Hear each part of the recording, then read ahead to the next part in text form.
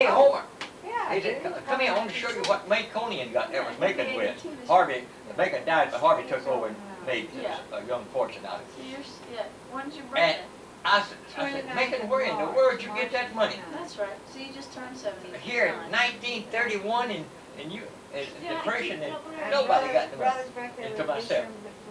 He said, Joe Goodrich is So he was broker for 76. Anderson Baker out of New Orleans. He buys cotton, he's buying cotton. And I was selling him and his wife, I sold him his cars, you know. 75. He and I was good friends. I said, what you hauling cotton for Joe? He was, the reason why he did, because he was hauling logs into Eastman Garden Hart. We'd cut me out from Waynesburg back through in that country, and back into law. Back in that. So he knew equipment, so he just got into the hauling cotton. And you know what I did? That's right. He told me he's hauling cotton for Joe Goodrich down to Mobile and getting $2 and $3 and something cents a bale, whatever it was, and maybe $3 a bale at the time, or maybe a little more. And the railroad price was $5 and 4 1/2 a bale, and they cut it down to $3 1/2 a bale, I think it was. And I jumped in my little old car that the Chevrolet paid, and honest, I didn't have over 15 cents in my pocket. And I saw him with that money. And I jumped in the car and I go out to the West End where I was working at the drugstore, and he had a little office behind that, the oil mill over here, and a big old cotton gin. Cotton was cars, horses, wagons was loaded, lined up a quarter of a mile down the road, waiting to get into the gin. And he was busy checking that cotton, buying it, after he went and got it ginned and come back on his bales, you know. And I told him, I wanted to talk. He said, well, just wait a minute. I said, well, okay. And he said, go in the office. I'll be through here in a minute. I won't be through, but I'll take the time. And I told him what I wanted. I wanted to give me preference, because I thought I was such a good friend. And I'd get preference. I'd give me preference, and I'll put on 3 trucks.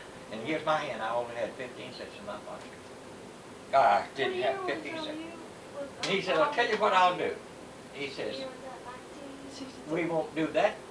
You and I put on a truck together. He said, how much the down payment? He gave me a check, I think it was for $200 and $250. And the truck, that you could buy a truck in for $1,100 or $900 something a truck in those days, a Chevrolet truck. And I went back to, I got in my car, and I said, I got to get it. So I go back to the office, and Mr. Scott, he was a very rich man at that time. Never will forget it. Smart man. He could see, he could read a book so fast you can't believe it. Had a lot of property, furniture store. Oh, he's a Chevrolet owned a Chevrolet place. He's just a rich man. And I told Mr. Scott, I said, Scott, I said, I got to have a truck, and I got to have a trailer. March the 26th. And I said, I'm going to start hauling cotton. I said, I got Joe's payment down. He said, he called McLemore in, a good friend of mine. We ran around together too. He was a bookkeeper. He called him in. He said, Max said, listen to Cornette's story again. So I told him what I had to have. And It was an accident. he liked me. I had a bunch, and I said, this is And it. I said, I haven't got the money. I said, you know, I haven't got the money to pay my down payment. But I'll pay it in 30 days. I'll have it in 30 days. Helen was And 42 when So I didn't know where I was going to get, I knew where Lindsay Wagon Factory, they made these wagon wheels for, they shipped to South America. Like years ago, they used the log wagons. That's what they did. They built those logs for the oxen pulled them, and then they quit. They had to ship them to South America or wherever it was. And I went up to Sam Lindsay, and he had built Harvey's trailer. He built that trailer. They told me where you got it built. And I told him, Mr. Lindsay, I got to have a trailer. And I said, I haven't got no money. And he says, I said, I got to have it, and I got to have it right now. He said, okay. He says, I said, I'll pay you for it. I can't pay it now. As soon as I make some money, I'll pay you. He said, I trust you. And he put some men on it, and they worked at that time. They worked at night, and they get it out for me. And they knew what they could do anything in that kind of business. and he got me that trailer. 30 days. Put everything he had in it. I'd take a load of cotton to Mobile, unload it, come back, But he's changed some then I'd more, put I don't know. 2 more on it, and I'd send it down there and come back, I'm sure. gravel it up. We'd Set make down that 2 trail trips a like day walking. over I those haven't had a chance to dirt do roads that and gravel for a roads. long years. Every 24 hours. Unless we had some trouble where we could. He's got his life to lead. And I made some dough read me that 1931, and then that's the reason I was able to marry Miss Helen now. And so I carried the mobile with me. She went with me a couple of times that night. Like an idiot. She went 4 years married. 4 years married. She went, but and she'd tell you I unloaded a 24 bill. Thing about it is I never had done anything in my life except go to school. Well, I'm just telling you, I you was just out of wrote it. I'm college, just telling I'm you. telling But she went down there with me, But I and didn't it was know I didn't cold, want to boy. school. And instead of me carrying my helper, I carried her, and she wouldn't work 2 tinkers. Well, I'm not supposed to be doing that kind of And crap. I- I just got out of college. I tell you what I did. You did well I- to get me, son. Unloaded those 24 bales of cotton. It was 1, 2, 3 layers. There's 3 layers. 4. Let's see. Well, it was 6, I believe it's on top, tied off. Or whatever it was, 24, 22. And I unloaded that morning, about 2 or 3 o'clock in the morning, I unloaded every bale of cotton over that truck. I had these hooks. I'd take them, unload those things, and I throw them all down, and I had to get down there and turn every one of those bales up. Bale of cotton would weigh anywhere from 425, 450, 500 pounds. Some of them, you know that.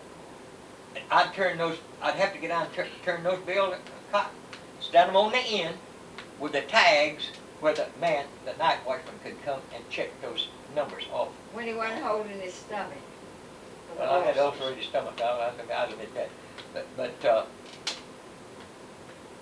and I'll say, if a person wants to do anything, if they got a willing mind, I wanted to get ahead so bad in life, and I just work. I'm telling you, that's all I knew. I didn't know nothing else.